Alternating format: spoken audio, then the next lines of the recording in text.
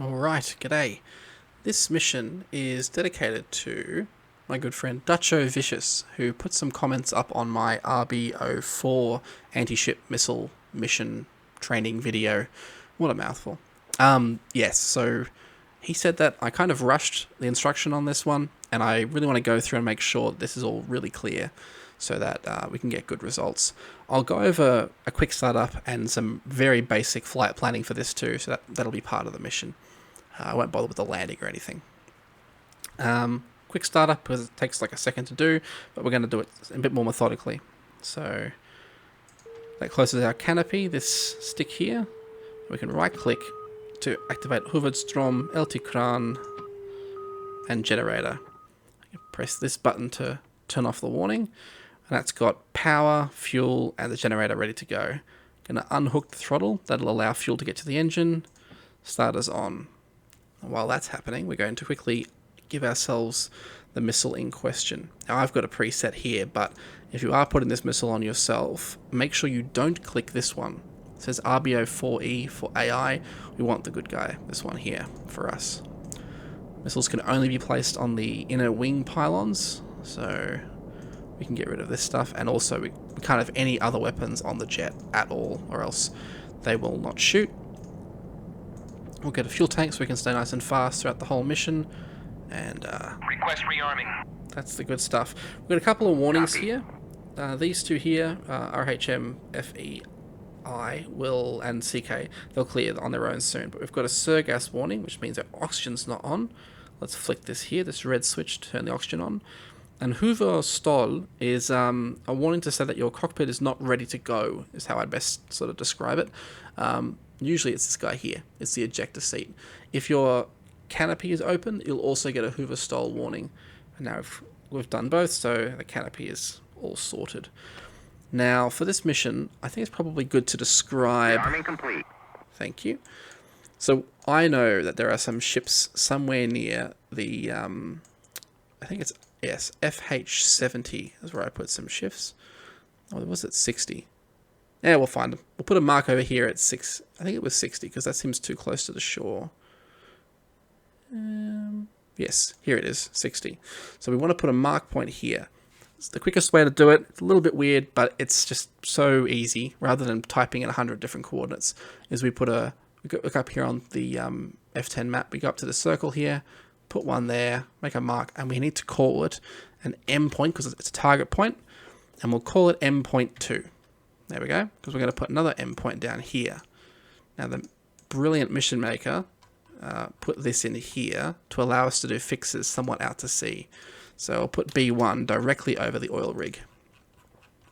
And that's all I have to do really. That means the jet, we start here down at Batumi, we fly out to sea, we do a quick nav fix if we need it over the oil rig, and we flow forward and take out the ships that will be somewhere near here. Now the reason we made this a target point is we're able to edit its location without completely botching our flight plan. So I'll go into more detail there, but for now, if you're doing an anti-ship mission, I should say, this is the best way to go about it. Okay. That's all good and all, but that's information that the mission editor has. I'll unpause, sorry. But our jet does not know yet, so we have to put the data cartridge in. So since it's a custom cartridge, I'm going to pull open my Kneeboard with right shift K, at least on my computer, cycle through with the square brackets until I get to this page, the ground crew settings.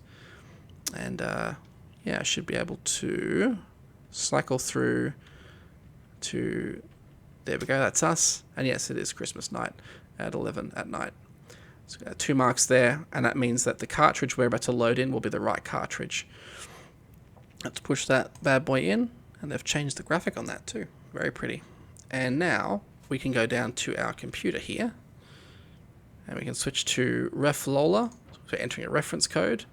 And I'll just show you quickly my Kneeboard, which I will definitely leave a copy of in the mission description. We'll show this, but if we go to our CK37 codes, we can see that 9099 will load the cartridge. You click this one for input, and now we can enter data. And I've got this set to my keypad, but 9099. And we press LS SKU to enter that information. And bingo. That's good. Now we've got to check up here. If we ever see B0, we've got a problem here. We have to properly set our runway with the reference codes. But for now, this has already been preset to the nearest possible airbase, which is going to be Batumi, which we can just quickly check if we want to by going output. We can see that our LS point is 9011, which if we go across to our airbases page, you can see Batumi is 9011, and it looks like if I press LMOL, we get the same code. So in short, the jet knows we're starting here, flying off those two waypoints, and then landing back here. So that's all good. Now, while we've got that Kneeboard up and happening, and I would encourage people to download this Kneeboard because it will help a lot, I find, with avoiding the common pitfalls of making an attack. I've been flying this religiously, obsessively for a long time, but I still make plenty of mistakes around basic stuff. And in fact, this weapon we're using today, the Rb-04, has a major stopping point, which is this switch down here. You'll see on here, the group ankle switch. If you leave this switch in group mode, the missile's going to try and be really clever. It's going to try and skip itself past any escorting destroyers and hit any merchant ships within the group. But that is a rare situation. It's so specific as to what it's going to aim for that I find it often misses. So we're going to switch to ankle so that the missiles will fire and hit the first ship they find, which is what you will be using, I would say 99% of the time. I have basically never deliberately fired these in group. If you do fire them in group against a single ship, they'll just cruise right past it and wave, so it's not good. We also need ourselves to be in attack mode on the weapon selector, so we click that one across here to attack. And while I'm here, I'm going to just unhook these these jettison buttons too, to make sure we've got those cleared, so I'm not looking down and fumbling at 50 meters in pea soup conditions. Okay. Oh yeah. So I think that's everything. I'm going to boost the volume a bit over here. On the left is our volume, just to help us hear any ships tracking us and so forth. But I think honestly, that's it. I might just illuminate the canopy a little bit with these two small rollers here to give us a bit more visibility. Cool. Well, that's everything done. So what I'm going to do, I'm going to press the brakes and get ourselves taxiing forward.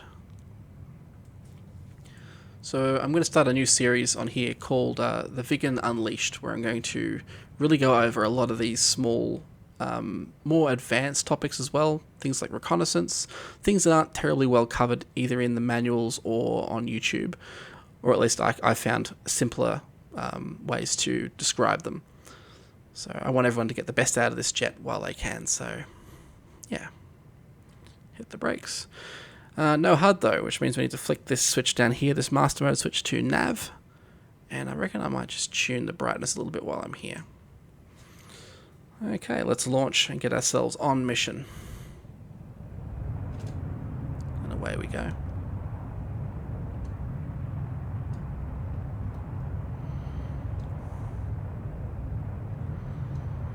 Nice gentle corrections. We've got a fair bit of turbulence today, so that will make things interesting. Gently pull up. Gear up. Incidentally, the gear lever is way back here. We don't want to be looking... That's definitely going to be a bind. You don't want to be looking that far back for your gear. Okay. We're at a good speed. I'm going to start bringing our power back to burner 1. And now, since we're flying through pea soup conditions, we're really going to be using the HUD as carefully as we can. So I might just lift it up. And let's get ourselves on heading for B1, which remember is that oil rig, our fixed point. Now it's very easy, even during clear weather, to not see how far down that water is and to hit and to sort of fly into it. So highly recommend listen to your HUD and use it as a main guide. When it comes to tasks, saturation too, use the autopilot. I just flicked on the altitude hold switch, and that allows me to look down here and play with things and pretty much be certain that my aircraft's going to be safe for a while. And you can see the turbulence is kind of pushing our jet along, but the the jet's recovering nicely. It's a pretty good autopilot. I've got about, I think it's 12 units of turbulence on, so not a small amount. For anti-ship, we really want to be as low as possible when making our final run in towards the target. We want to have a little bit of height, probably about at least 100 meters, to sort of get the ships on radar, acquire them, fix the location, and then drop down to nothing and turn the radar off. The idea being that we want to reduce our exposure to defenses. So I'll just quickly turn the radar on now and see what we've got. Cool. It's a bit bright. Might just drop the brightness down ever so slightly here. Let's have a closer look. So yes, we can see, if we look in nice and closely, we've got the oil rig here. There we go. So we can see that our location is fairly close to the oil rig. If, for example, the oil rig was out here, we'd have a fair bit of drift on the system, but it looks pretty good. I might do an overfly fix just to really tighten it up, but beyond that, that's a very good amount of navigation error. That's very little. Put the radar out a fair bit, we can start to see maybe something a bit further out. Have to get a bit closer. For now, I'll switch the radar off, and we'll need to avoid hitting our fixed point, which is the oil infrastructure. I think that's about 120 meters tall, so we should be good at this altitude here. Let's see if I can spot it through the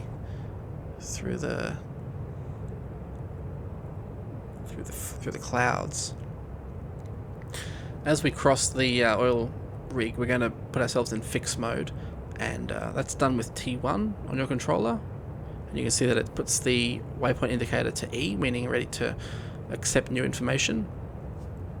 And I can just see the oil rig coming through. YouTube compression might be knocking it out, but if we look closely, yes, see this? It's probably a bit hard to see, but we've got a little bit of drift off to the side. It's directing us to here, but the rig's just off to the right, so ever so slightly.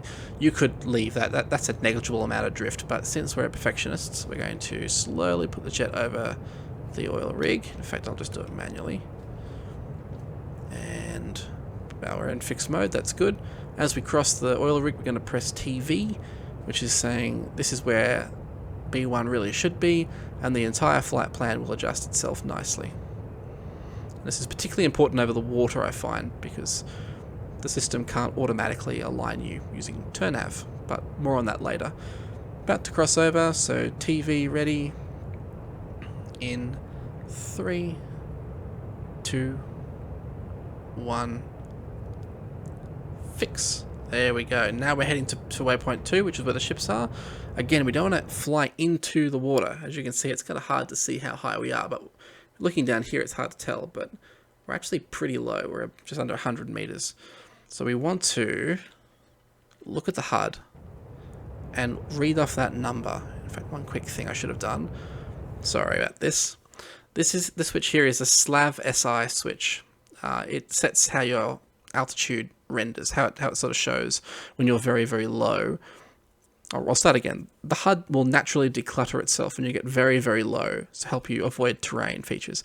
It's handy over land, but over here we really want to trust our gauges. So SLAV SI to F for off, and now no matter how low we get, we keep our HUD. Turning ourselves on heading, and I want to be at an altitude of about 50 meters to launch these things. But on the approach, I'm going to keep us about 50 meters now. Cool. So, the aircraft thinks the ships are about, at this stage, 40 k's ahead. So we're going to pop up and do a quick radar sweep to see if we can narrow down the location of these ships. And it looks like there's a ship. 200 meters, that's plenty. And yeah, you can see here, we've got a ship just to the side. It's sort of hidden by the arc, but it's in there. You see it? We're going to, again, T1 to make the circle, TV to fix that location, and now the radar can go off because our plane knows where that enemy ship is. We can dive down and make our attack. Again, watching that HUD, we don't want to hit the water. That'd be super embarrassing, even if you aren't a There we go, even if you aren't recording. We want to get ourselves, honestly, below 50 meters because we're trying to avoid our exposure to air defenses. That's 50 meters. And what I'm going to do is bring up my Kneeboard, autopilot on, pause. So in the Kneeboard, I explained a few of the basic parameters. We want to be at a certain range, and we also want to be at 50 meters. I've left this a little bit late, but I'm going to switch the radar on and then go to attack mode, so ANF over here. Now in the explaining of all this I got a bit close, so I will show you something. Okay, so do you see these two arcs on the radar scope? Top one is the maximum range, this one is the minimum range for the Rb-04 anti-ship missile. Our target is currently well within that range, so we need to fire pretty much straight away. In fact, you can just see the ship. And if we can see the ship, they can see us. So we're going to fire this and get the hell out of here. But yes, the arcs only show if your radar is on and you've flicked to ANF. So in short, we have to be above 50 meters over here on the right to make sure the missile doesn't just fall off into the sea. If we launched right now, that missile would drop down and go straight into the drink. So we have to climb 50 meters, fire inside of these arcs, and then the missile will handle itself. It's an autonomous missile. It will go out and kill that ship. All we have to do is fly away and survive. So let's do that quickly now. I'll just... Cool, autopilot off, power on. There's 50 meters. Pulling the trigger and holding it. Both missiles are gone.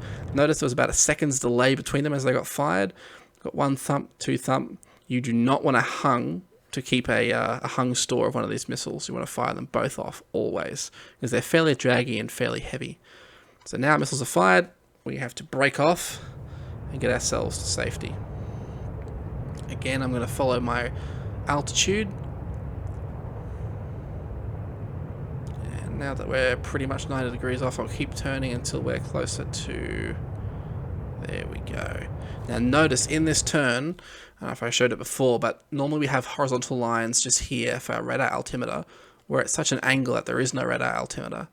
But luckily, our QFE is close to our QNH, which means the altitude our aircraft is expecting and showing on the HUD is the same as sea level. So we're pretty good. Bring it around a bit more. Looks like we're safe. Okay, let's roll wings level. And you'll see there's our radar altimeter coming back on now, that bottom bracket.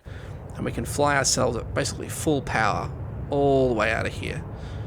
But I want to see how our missiles go. So I'll just quickly check on them. They do kind of space out a bit automatically, which is super cool to complicate defensive fire.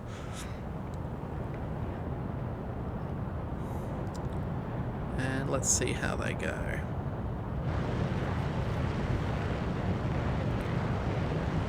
Cool. That's one dead ship, I reckon, if not very much damaged and ineffective. But yeah, that's how we use the Rb-04. In short, it's a fire and forget missile. You point at target, you pull the trigger, and so long as this damn switch here, I can't emphasize enough, you must put the group switch down to ankle. Be in the attack mode, fire it within the parameters, inside of those radar arcs, and above 50 meters. If you can do all that, what you're looking at there is a dead ship. And it's a simple missile. I find this missile's good against basically anything that hasn't got S-300 defensive SAMs on it. For that, you'll want to have ships like the Moskva, some of the later, the Piotr Veliki ship as well. Piotr Veliki ship. In short, if it's a really big, scary ship, you may want to use the Rb-15, which can be fired in a fairly simple point-and-shoot manner like this, but is really better off with a full set of waypoints. But that's for another day. Anyway, Duchovicious, let me know how this one goes.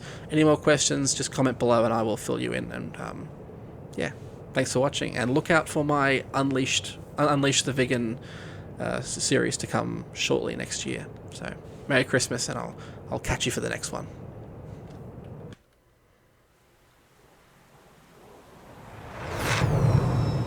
I love this jet.